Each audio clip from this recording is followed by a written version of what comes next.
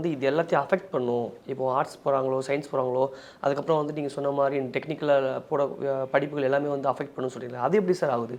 Sir கொஞ்சம் யோசிச்சு பாருங்க. கிட்டத்தட்ட 21,00,000 பேருக்கு மேலே எழுதியிருக்கிறாங்க இல்லையா? இப்போ எல்லாருக்குமே டாக்டர் சீட் இருக்குமானா கிடைக்காது. எம்பிபிஎஸ் சீட் வந்து இல்ல ரிப்பீட்டர்ஸும் இருக்காங்க.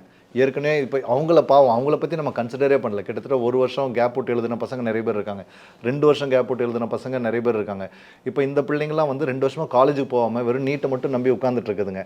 சரி இந்த வாட்டி நம்ம கிளியர் பண்ணல அப்படின்னு நினைக்க ஏதாவது காலேஜில் போய் சேரலான்னு அப்படின்னு ஒரு நினைப்பில் இருப்பாங்க. அதேமாதிரி ஃப்ரெஷர்ஸும் நிறைய பேர் காலேஜில் போய் சேரலான்னு இருப்பாங்க. நீங்கள் வந்து வெறும் நீட்டை மட்டும் பார்க்காம இந்த நீட்டில் எழுதின பசங்க தான் வந்து அடுத்து இன்ஜினியரிங் போவாங்க. ஏன்னா வந்து எம்பிபிஎஸ் சீட்டுன்னு பார்த்தீங்க அப்படின்னு மொத்தமே 1,11,000 சீட்டு தான் இருக்குது இந்தியா ஃபுல்லாகவே. 22 லட்சம் பேர் எழுதியிருக்கிறாங்க. இப்போ அவங்களாம் எங்கே போவாங்க? மீதி இருக்கக்கூடிய 20 லட்சம் மக்கள் எங்கே போவாங்க? 20 லட்சம் ஸ்டூடெண்ட்ஸ் எங்கே போவாங்கன்னு நினைக்கிறீங்க?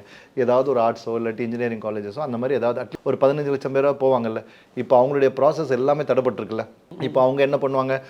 இப்போ நம்மளுடைய அண்ணா யூனிவர்சிட்டியோட கவுன்சிலிங் இதனால டிலே ஆகும்ல. இப்போ இன்ஜினியரிங் வந்து ஏன்னா இது வந்ததுக்கு அப்புறம் தான் பசங்க வந்து நிறைய பேர் அப்ளிகேஷன்ஸ்க்கு போவாங்க. அப்ளிகேஷன் வாங்குறது கொள்வது எல்லாமே இதுக்கப்புறம் நடக்கும். இப்போ அவங்க வந்து திரும்ப நீட் எக்ஸாம் எழுதணும்னு நினைக்க திரும்ப 2 வாரம் 3 வாரம் அவங்க வெயிட் பண்ண வேண்டியது இருக்கும். ஸோ இது எல்லாமே டிலே ஆகிட்டே இருக்கும். காலேஜ் அட்மிஷன்ஸ் டிலே ஆகுது.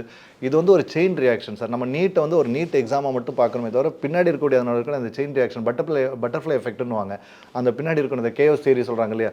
அது மாதிரி அது பின்னாடி இருக்கக்கூடிய எஃபெக்ட் பார்த்தீங்கன்னா இங்கே இருக்கக்கூடிய லோக்கல் காலேஜ் அட்மிஷன் வரைக்கும் இதனால் வந்து பாதிக்கப்படும். நிறைய மாணவர்களோட எதிர்காலம் வந்து இப்போ வந்து கேள்விக்குறியாக போகிறது அது அடுத்த விஷயம். எவ்வளோ குழப்பத்தில் இருப்பாங்க. இப்போ நமக்கே ஒரு சின்ன சாதாரண ஸ்ட்ரெஸ் ஆஃபீஸ் ஸ்ட்ரெஸ்ஸுக்கே நம்மளால் ஹேண்டில் பண்ண முடியல. இன்றைக்கி அந்த பசங்களோட ஸ்ட்ரெஸ்ஸை கொஞ்சம் யோசிச்சு பாருங்கள். நியாயமான முறையில் எத்தனை லட்சம் பிள்ளைங்க வந்து எக்ஸாம் எழுதியிருக்கோம் நியாயமான முறையில். அந்த பிள்ளைங்கள்லாம் வந்து என்ன யோசிச்சுட்டு இருப்பாங்க? அவங்களுக்கு அந்த டெஸ்ட் மேலே இருக்கக்கூடிய நம்பிக்கையே போயிடுக்குல்ல. இதுதானே சார் முக்கியமான ஒரு காரணம். இப்போ அந்த பசங்களுக்கு நம்ம ப்ராப்பராக கவுன்சிலிங் கொடுத்து அவங்கள கைடு பண்ணி அவங்கள கூட்டிகிட்டு வரணும். இல்லாட்டி வந்து அந்த ப்ராசஸே வந்து நீங்கள் ஸ்டாப் பண்ணிவிட்டு வேறு ஏதாவது கொண்டுட்டு வாங்க. இவ்வளோ தான் நம்ம சொல்ல முடியும்.